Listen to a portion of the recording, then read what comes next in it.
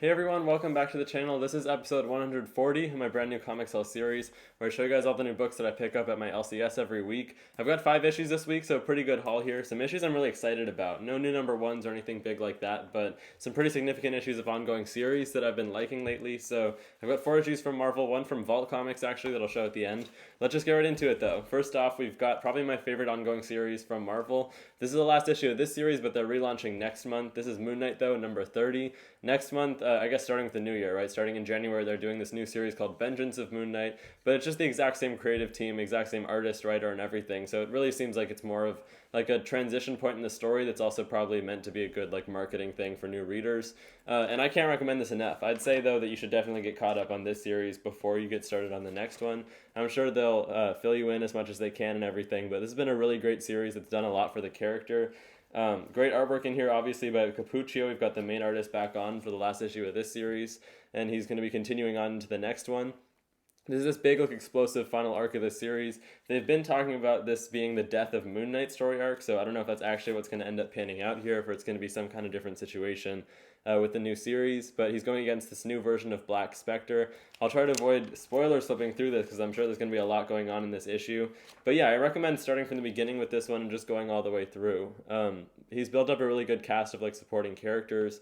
Reese, his like vampire assistant at the Midnight Mission where he helps people. Hunter's Moon is probably my favorite. We've got Tigra and all these other characters. It's just been a really good ongoing series. It's been crafted really well by Jed MacKay, and I'm looking forward to seeing what they do ongoing. Kind of sad that they're relaunching. I prefer just, continuing some actual good long-term numbering for fans like us who've been, starting from the beginning of the series. Anyone who's been reading for longer feels like kind of a slap in the face to relaunch, but that's all right. I'll still keep reading. It's one of my favorites.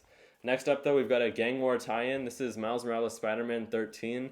Cool cover here. We've got Miles and Peter facing against Hobgoblin. So I picked up that First Strike like one-shot issue they came out with a couple weeks ago, but I'm not buying Amazing Spider-Man ongoing, and I know that's where the main story for this is going to be happening. I just want to get filled in on what the basic idea behind Gang War is.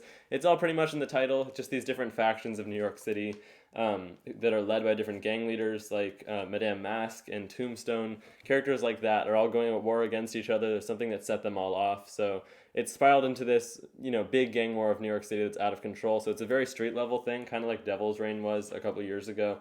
I'm looking forward to it. The artwork is looking good in here. It's the main creative team back on. Federico Vicentini drawing, and Cody Ziegler's been doing a pretty good job with this one so far. Definitely pretty lighthearted. I like how different it is from Peter Parker's Spider-Man lately. We've got a whole different cast of characters and everything. And I mean, I've been enjoying it. We'll see how I'm able to comprehend everything going on since I'm only picking up these tie-ins and not the main title. So you guys might have to fill me in about what's happening in that first issue that came out of Gang War and Amazing Spider-Man down in the comments if there's anything I should know going into this. But next up, from Marvel Comics, we've got the Immortal Thor number 5. Another good cover here. Alex Ross, of course, on this one. This is kind of the follow-up to Immortal Hulk with Al Ewing also on as writer for this one. Something interesting he was saying in like the letters page of, I think it was the first issue, cool artwork in here, was he likes the version of Thor where he's like smiling more, right? It's less of a serious character like Thor has been in Jason Aaron and Donny Cates' run, and he's really been embracing that. So we're going back to like the original Thor look. He's a lot more of a fantastical hero these days in Al Ewing's run, and I'm liking it. We've got this god Taurenos, who's like the Utgard Thor, right? So this like demonic kind of evil like higher up version of Thor that's the size of a planet almost. So he like invaded Earth in the first couple issues, but now Thor has been assembling these Thor core, I don't know. So it's like Loki and Beta Ray Bill, Jane Foster, and all these characters that have helped him out, for all of his time as Thor across the years. So we've got like this new dynamic going on that I won't really spoil with Thor's hammer, Mjolnir, that's pretty interesting between all these characters and the new team. Kind of feels like we haven't had enough build up to this big final battle that's already happening, so I'm kind of hoping that Utgard Thor will like continue being a character ongoing in this series, because it kind of feels like we need more payoff for something as big as that. But we'll see. I mean, I'm sticking with it. You do have to pay $5 an issue for this series, though. It's one of those new Marvel relaunches that they're charging more for, so be aware of that going into this. But I've been liking it so far. Al Ewing's a good writer. Next up, though, the last issue I got from Marvel, this one is Guardians of the Galaxy number 9. Looks like it's kind of a Mantis-centered issue in here, getting into all these different personalities that she's been showing in this new ongoing series so far. I'm not sure, actually, whether this is going to continue on past this story arc, because I was seeing the solicitations for probably like January or February that they're ending the whole Groot space, or Groot. Why am I forgetting the name of Groot's like world-eating entity or whatever? Okay, whatever. But the whole Groot storyline we've been having lately that's been going on is supposed to end with like a Guardians of the Galaxy annual that they're doing soon. Grootfall, right? I think I got that right. But yeah, so I'm not sure about that. It could just be the end of a story arc, but it kind of made it seem like in the synopsis that they're just ending the series altogether. So I'll be sad to see it go if that is the case, because I've been really liking it. The artwork has been getting better and better every issue. It's really grown on me, and it's kind of like a Western feel that we haven't seen before from the Guardians.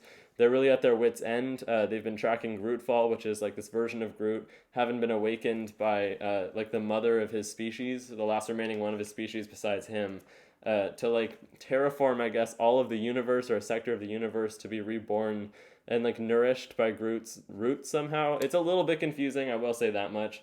I feel like this was easier to follow when it first started, but I'm still really enjoying it, and I'm curious what they're going to do with these last few issues of the story arc, and it might be the last few issues of the series, but we'll see about that. Let me know if you're still picking this up, actually, down in the comment section below. I'm not sure how many people are still on board for this one, but I've been liking it so far.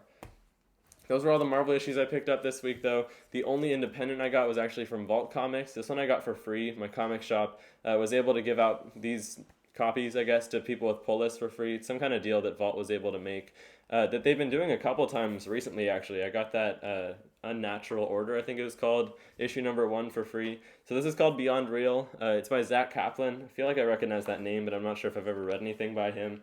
I did not hear anything about this before going to my shop and getting the free copy, so I can't tell you much here, but it looks like some kind of like internet infiltration matrix type thing, so we'll see about it. Interesting artwork, kind of like glitches in reality maybe. If this is good, then I'll keep buying it. I mean, there was like a give out for Knights #1, that Image Comics new series that came out recently, where I got that first issue for free, and now I'm buying it ongoing, so pretty marketable strategy, I guess, if it's working on me. So we'll see about that. This might be good. Sorry, I don't have too much to say about it. I just didn't do any research or anything. But those were the 5 issues that I picked up for New Comic Book Day this week. Let me know what you guys got, though, down in the comment section below. Some good stuff to look forward to this week. I'm definitely going to read Moon Knight first, because that's my favorite ongoing series from Marvel for sure.